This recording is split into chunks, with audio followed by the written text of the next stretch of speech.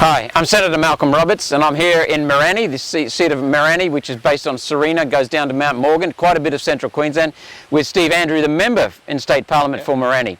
Mate, you've taken us around, we've listened to a lot of people, and these are some of the issues. I just want to check with them. Basically, they're killing farming in rural Queensland. Yep, absolutely. State and, that's federal, Liberal and state Labor. It's both of them. $1.2 billion allocated from the federal government for the Reef 2050 plan, and over 1.2 billion to a crappy plan for 2050 that based on no science. And it basically out there to demonise farmers. I've had a bloke the other day that was bumpering his crop in Walkerston. Government officials stopped and said, "You see you doing that next year, I'll be putting a fine on you, stopping you right there, and we'll be having a talk to you about how we can, get you from stopping doing any of that sort of practice anymore." Control. Electricity prices skyrocketing. Exuberant, can't be afforded. We lost over 80 million in the cane industry last year. No one wanted to pump water. It was a dry year. Every megalitre equals 5 tonne. Millions of dollars gone. Control. Reef runoff regulations that not based on science. Yep, same thing.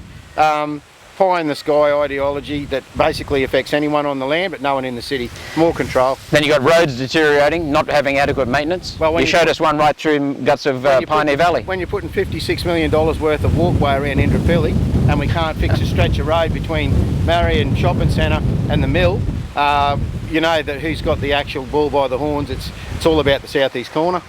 The debt, we've got 90 billion, 92 and counting.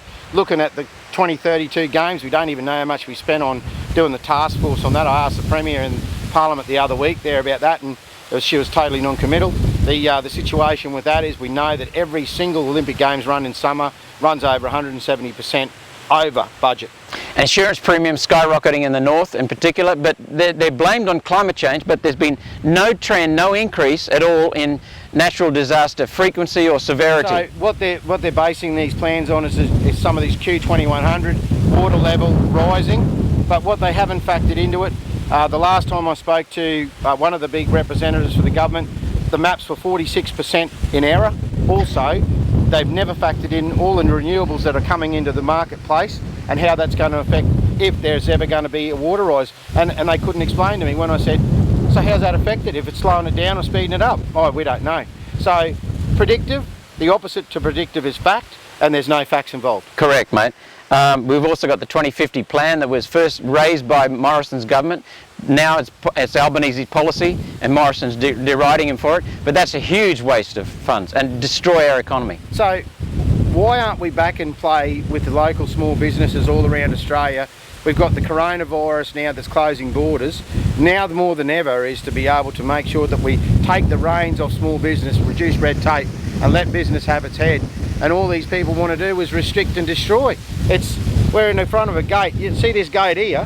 This gate here is going to become the norm in our electorate and every other electorate to every single property that we got going forward. Not only this, mate, they're locking down humans. That's exactly right. The other thing is family law. I was up in Townsville on Tuesday taking part in the family law inquiry. So I did a little research brief on that. I think we killed about 300 and something people with mobile phones. We've just put a huge camera infrastructure right around Queensland. Mobile phones on roads? Yep, on mobile phones on roads. Every single intersection in Mackay and most of the major towns have got them. But family law's killing over 1,200 people a year, and it's a collateral damage that everyone can live with. I think it's absolutely appalling. Where's the conscience of these people? And we've got a lot of people in your electorate either live in your electorate and work in the mines, drive in, drive out, or they're part of the METS, which is the mining engineering services in Mackay area. So, and that's going to be hit by these climate change nonsense. It's not only the scam claims. Look, it's given billions of dollars worth of revenue into Queensland. It's given a lot of, jobs for local people. Not only that, they say that, and the government says this, ALP says this at the moment, that Brisbane is the biggest mining centre in Queensland. Yeah. But yet on the same token, they want to stop it. Work it out. This is just, these people are just hedging their bets to get the best out of politics. And then the other one that's come up right across Queensland, rural areas, is land use. Farmers buy land, they buy their topsoil, they buy the vegetation, but now they've got controls and they can't use it. that's another way of going again. They're just going to destroy us. So it's just all about control, putting a lock on humans. Those gates are going to be seen in a lot more areas. They're going to be a lot more prevalent going forward because that's what the government wants. I don't know where the revenue is going to come from. I don't know where common sense practice is going to come from about treating people that have been on the land for at least the last 150 years, and they've looked after it. One guy I know's got 60% remnant, over $80 million worth of trees on there, and I don't see him out there chopping them all down, but we're getting accused of it. Yeah, and 7 months, mate, until D-Day, which is 31st of October, Queensland State election. Make your vote count. That's it.